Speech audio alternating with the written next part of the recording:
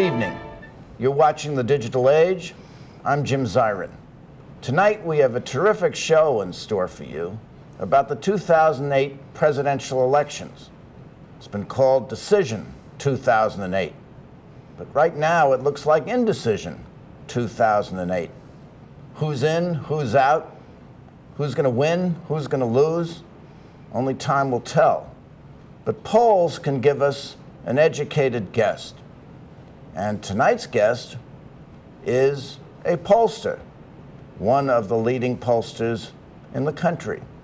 He is an author, a blogger, a pundit. His name is Doug Schoen, and he's here to share with you his views of the coming primaries and the election. Doug, welcome. Thanks, Jim. Thanks for having me. We're delighted that you're here. What do you see as the real issue in this campaign, and what do you see as the winning strategy?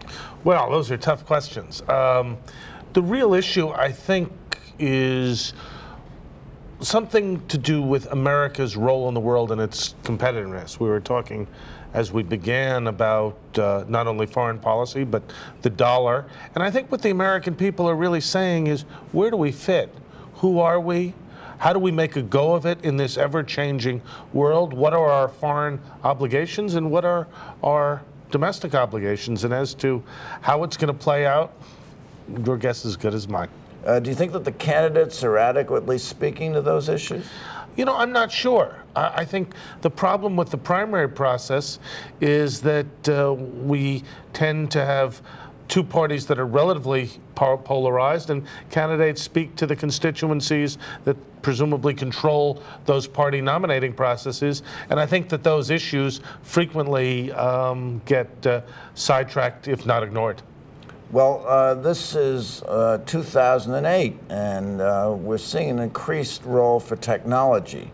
Are we not, in the primaries and in the political campaigns? Jim, the unwritten story of campaign 08 is the role of technology. I think there are a couple of things going on. First, there's the role of the internet in fundraising. Barack Obama became a viable candidate because of online fundraising. But we've seen somebody like Ron Paul emerge on the Republican side as the leading fundraiser in the third and probably the fourth quarter because of online solicitations and gifts. He raised $2 million on the internet overnight. Exactly, because of Guy Fawkes Day. Yes. The other thing, though, that the internet offers is the ability to organize a community, a constituency, almost seamlessly without leaving your living room, without leaving your home. And we, again, have the possibility of a campaign or campaigns mobilizing large numbers of people using technological innovation that were at the very least nascent 4 years ago. Now, the next thing that's going to happen is the Iowa caucuses on January 3rd. What is a caucus? How is it distinguished from a primary election? Very good question. A caucus requires people to go to a meeting in their neighborhood and to vote. And that requires two things. One, you don't go, vote, and leave. You have to stay. Second, the people who vote and whose first or second choice is not picked have their candidates disqualified, so they then stay for second and third and fourth ballots, which entails staying a longer amount of time and changing one's voter preference invariably as the ballot winnows down the number of candidates. So it is a much more involved process, more complicated, taking more time than a typical primary election. So a voter could go in thinking that he or she supported Giuliani, for example, and then come out having cast a vote for Huckabee. That certainly is the case, yes. And are you allowed to shift party allegiance in the Iowa caucus? You cannot shift party allegiance. Independents can make a choice about which caucus to go to. But the real challenge, I think, is just getting people to the caucus and getting them to stay to participate fully. Because if people do not devote a whole evening to the process, their vote doesn't count. Now, in the next primary after Iowa is New Hampshire, and there voters can cross party lines, can't they? I don't think they can cross party lines, but 40 to 50% of New Hampshire voters are independents, and the big question is, will those independents opt for the Republican primary, as they did in 2000 when John McCain upset George Bush, or will the independents opt for the Democratic primary, and as some of the polls are now indicating, prefer Barack Obama over Hillary Clinton? It's up for grabs. We just don't know. Let's talk about Hillary Clinton. She's said to have 47% negatives, 48% negatives. People call it the ick factor. 27% of Americans polled, I think, said that they would be disappointed if she won. Do you think that's going to be a problem for her as the race continues? It's certainly a challenge, but what I would say is in our polarized political environment, any candidate who's nominated on either side will end up the election campaign with a very large number of people, presumably their non-supporters, not liking them. It happened to John Kerry in 2004, certainly to Al Gore in the year 2000. Hillary Clinton's been on the scene for a long time, and I think she's what we would call in the political business a mature candidate. So those who like her, those who dislike her. And on the flip side, Jim, I don't think there's too much more information people are going to get about Hillary Clinton, or could get about her, that would fundamentally alter their perception. What is it about her that makes people dislike her so much? Well, I think a couple of things. First, those who don't like the Clinton administration automatically don't like her. I think there are a number of people who, rightly or wrongly, feel that she should be held accountable for her husband's decisions or actions in the White House.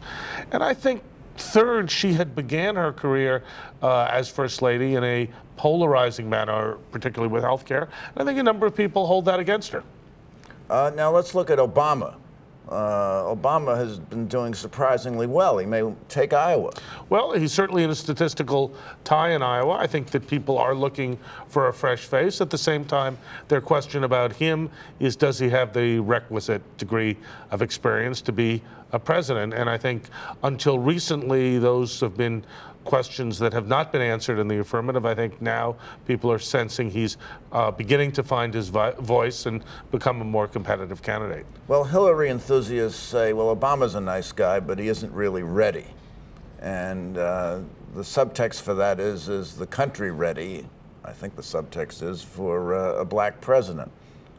Is the country ready for a black president? Is the country ready for Obama? Yeah, I think the answer to both questions is yes. And I think that the good news is Obama will be and is being judged based on the content of his character, his ideas, rather than on his race. I think the polling shows, curiously enough, that there's more doubt about a Mormon being elected president than an African American. And while I don't think there should be discrimination against anybody, I think it's to the good that the American people seem overwhelmingly willing to embrace the prospect of electing a qualified African American. Well, certainly the Constitution says there should be no religious test for office, certainly no racial tests, and certainly no gender tests. But what about gender? We haven't talked about that. This is an historic race.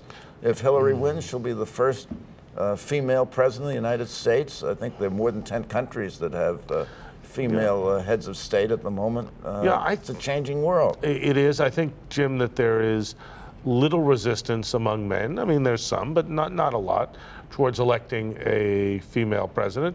But I think that there will be and is a great deal of enthusiasm among women to electing the first woman president.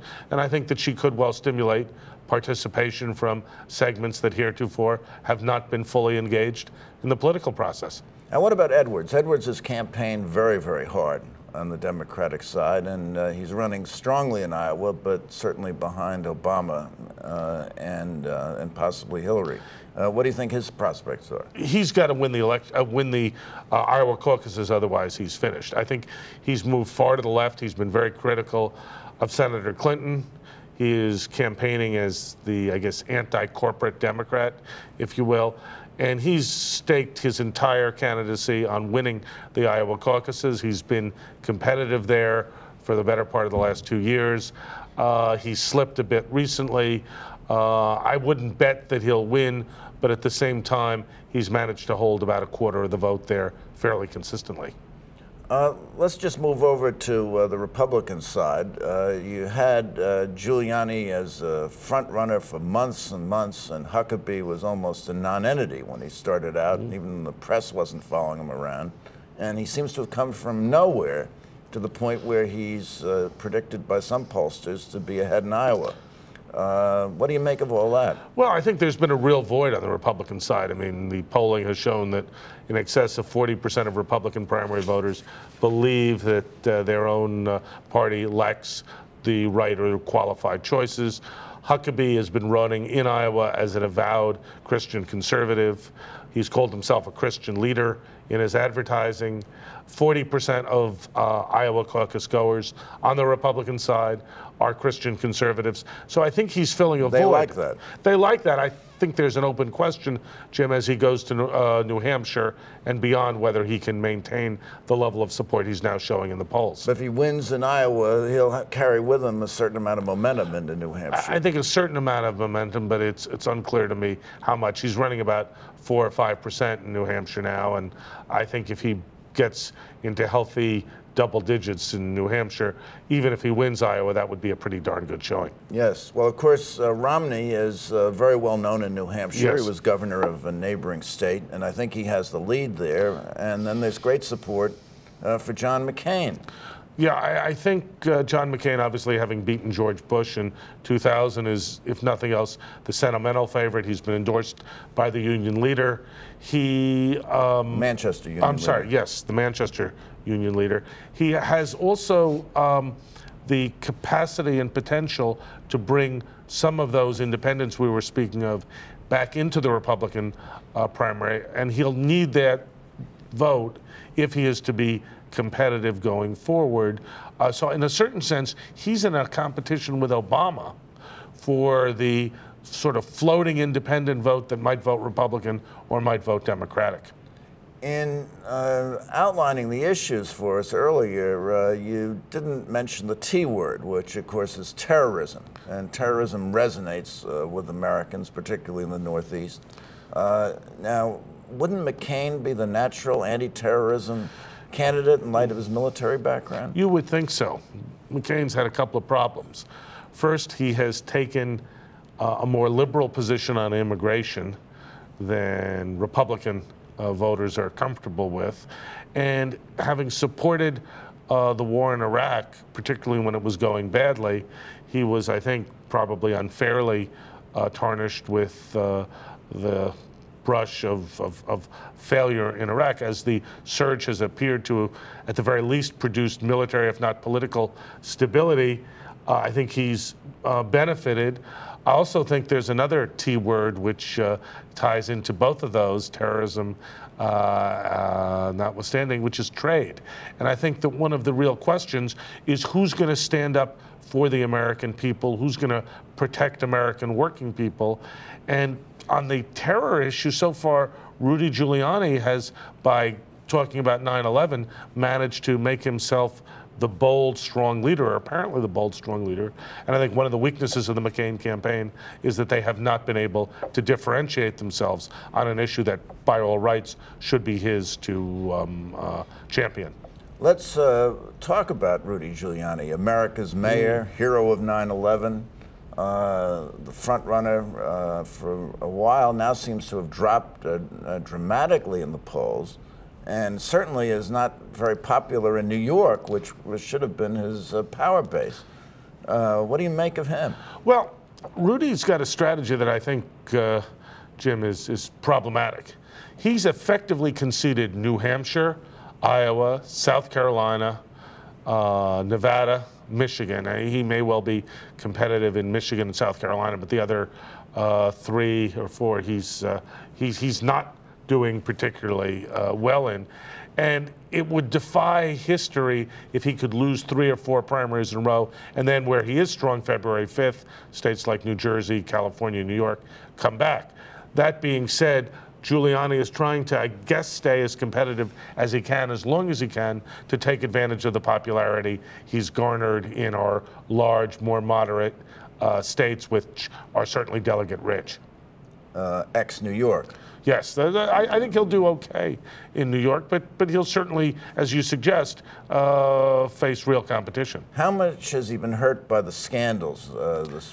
First, he has kind of a sketchy personal life, 3 marriages, not much of a break between them. He has his association with Bernard Kerik now under indictment and is bringing him back into his business after Kerik was discredited. He has the most recent revelations about how the expense costs of his visiting Judith Nathan in Southampton were distributed among the various city budgets. All that is, one would think, has hurt him among the voters. Do you see that happening? I do. I mean, I think that his lifestyle, his values, and some of the problems he's had as a mayor and as a private businessman will undoubtedly hurt him with very conservative, Christian conservative, values-oriented Republican voters. And I think he seems to be slipping steadily. How far he'll slip, I can't say, but I now don't believe he's the odds-on favorite to be the Republican nominee. Mitt Romney, he may be the odds-on favorite. He could be. I think the problem he now faces is, as you pointed out before, Mike Huckabee.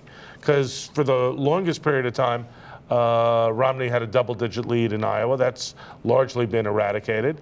If Giuliani's strategy is to have any hope of winning, he needs the 4 or 5 first Republican primaries and caucuses to produce a divided result. And for a divided result to occur, somebody like Huckabee in Iowa, hypothetically McCain in New Hampshire, has to emerge. So for Rudy Giuliani, he needs Mitt Romney to be undermined. Romney's strategy was based on winning Iowa and New Hampshire overwhelmingly, giving him the momentum to sweep through the rest of the primaries. Whether that'll happen, again, anyone's guess. And can Romney make it? Is his Mormonism a factor? You know, interesting. We'll have to see how his speech goes. I guess it's next Thursday. I don't think that many people know what Mormonism is. They've been told by the media that they should be suspicious of it. And indeed, they probably will be until they are educated. I think they're also hurt, or Romney's hurt, when somebody like Huckabee says he doesn't know if he can support a Mormon. He doesn't know that much about Mormonism. And I think that again, that gives people pause. So I think it's, again, an open question. Well, they believe the second coming will occur in Utah. That's Mormonism. Well, I think we can say with certainty Romney will do okay in Utah. Fred Thompson, Mr. Law and Order.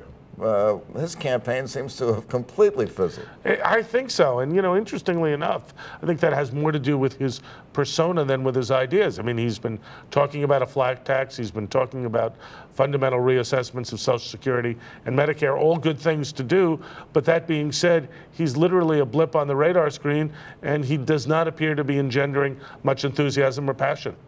Mike Bloomberg. Everyone in New York has hope that Mike Bloomberg will run for president of the United States. What do you think the chances are? Well, I guess at this point he said he's not going to run, and I take him at his word. That being said, he's clearly somebody who, in an environment where people are fed up with partisanship, speaks directly to a desire to get results, not rhetoric, and talk about ideas rather than ideology. And if you look around the country at governors like Arnold Schwarzenegger in California. Well, he can't run. Charlie Crist in Florida, who probably won't run. There's another Bush down there who'd probably like to run. Ted Strickland in Ohio. The governors who have governed from the center, or mayors who have governed from the centers, have really built up the most successful records and the broadest levels of popularity. In a year like this, I think it's fair to say that uncertainty reigns. Well, I have some hypotheticals for you, and I wanted your reaction as to how it might affect the election. I mean, suppose there's another terrorist attack between now and election day. Well, I think we all, first of all, hope that that does not happen. I think the conventional wisdom, if it did happen, would be that it would benefit the Republicans. But I guess what I would say is it's so hard to know how things will, how people will react to hypothetical events that we can only speculate about and that are horrific to even think about, that I can't really give you a definitive answer. Suppose Bush is successful in brokering an Israeli-Palestinian peace settlement. I think, again, to the good for the Republicans. I think that if that happens and if we have some more enduring success in Iraq, even if there's not a political solution, it's just we lose fewer Iraqi lives and American lives, again, it'll be better for the Republican Party.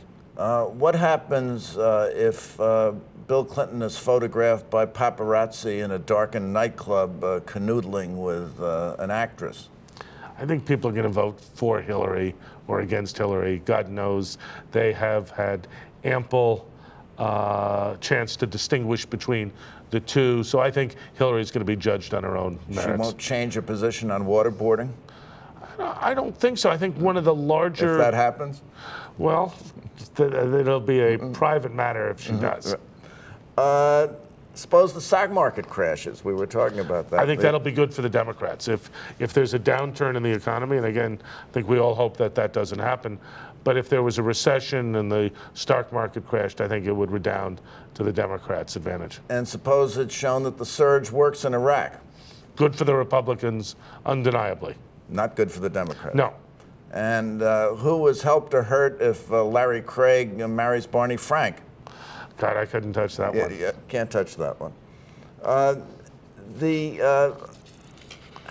You touched on it before, but I wondered how the internet particularly has affected the campaign. We see this phenomenon Unity 08, which is going to have a ballot place on every ballot in the nation, and they're going to hold a convention online to try to launch an independent candidate. How do you see Unity 08 as it relates to the internet? I see Unity 08 as being part of a larger trend towards the ability to organize, communicate, and aggregate interests in a way that heretofore has never been done before. I mean, it used to be that you had to send massive numbers of people into a state to organize. I would argue that what we've now seen is if I want to target swing voters in a state like Ohio, whether it be for the Democrats, Republicans, or third party, whoever, you can do that with greater precision and specificity online than you can do walking precincts in Columbus. So you can use it for fundraising, you can use it to get workers, right, and to enlist supporters. To communicate through to communicate blogs. Ideas, and it's cheap. And it's cheap. There's also something else we haven't spoken about, which is individuals can spontaneously use the tools of the web to organize themselves. That is, a lot of Obama's success was not due to Obama. It was due to enthusiasm he engendered in ordinary people, leading them to develop their own web pages and to raise money from their friends. So the web offers the possibility for spontaneity, if you will, that, again, just hasn't been part of politics. I mean, if you want to fundraise, or I do, we pick up the phone, we call people, we solicit. But if you set up a web page for a candidate or candidates of your choice, you can raise money in ways that, again, heretofore have not been done.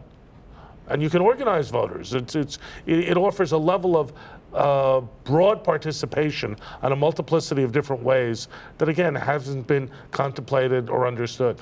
By the way, you were the inventor of overnight polling. I played a role, certainly with Mark Penn. Could you explain what that is, and also does it play any role in this campaign? Sure. Again, we invented about 30-odd years ago the overnight poll. The idea was that you could poll an electorate, whether it be in New York or the nation, in the evening, tabulate the results, and have data the next morning. And it doesn't sound like much now, but 30 years ago, polls were done in person, took weeks, if not months to do.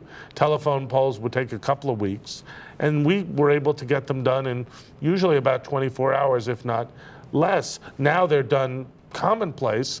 And indeed, with online, one of the other things you can do is poll people of their political preferences through online means. But it allows you to have instantaneous feedback from the electorate. The other thing, Jim, about it, and we saw it with the debates, is you can get feedback at different times reflecting different inputs. So if there's a debate tomorrow and you do a poll right after that debate, well, you know, you might find out that Hillary Clinton or Barack Obama won the debate.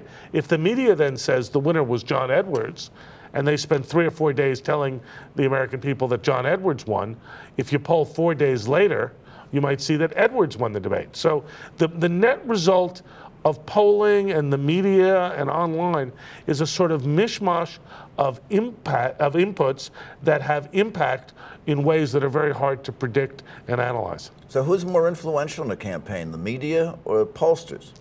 Well, I guess I'd like to say pollsters, but in my heart of hearts, I'd say the media. I think what's happened, Jim, is it's not even a 24/7 news cycle. It's sort of a all-pervasive news cycle that changes from hour to hour.